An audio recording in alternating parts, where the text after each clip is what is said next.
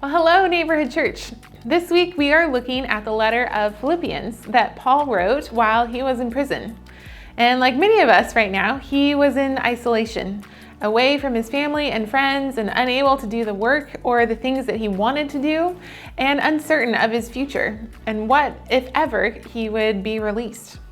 And this is what Paul wrote to his friends in the city of Philippi who were concerned about him.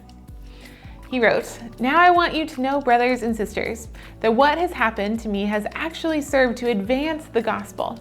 As a result, it has become clear throughout the whole palace guard and to everyone else that I am in chains for Christ. And because of my chains, most of the brothers and sisters have become confident in the Lord and dare all the more to proclaim the gospel without fear." See, Paul tells his friends that though this bad thing has happened to me, it has not stopped God from using it to do something good. The good things have come out of something bad.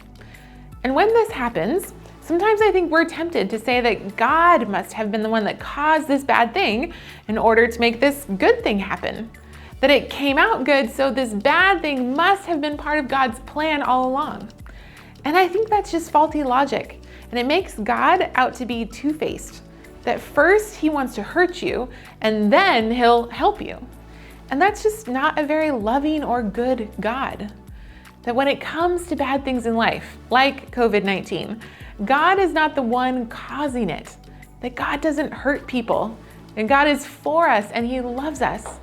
And yes, we live in a broken world, and bad things happen. But when they happen, God is not the cause, he is the solution. That he is right there with us, working to restore and heal and bring hope. So are we thankful for bad things? Of course not. But can God do something new and beautiful in the midst of them? Yes, absolutely. That I've been so inspired by people that have embraced this. I mean, people that in the midst of crisis have become more generous and given their stimulus check away, or helped their neighbors with grocery shopping, or found creative ways to encourage others, like drive-by birthdays. I mean, did a global pandemic need to happen in order for people to become that way? I hope not. But even in a crisis, good things can happen. See, Paul wrote these words while in prison, not knowing if he was going to be released or executed.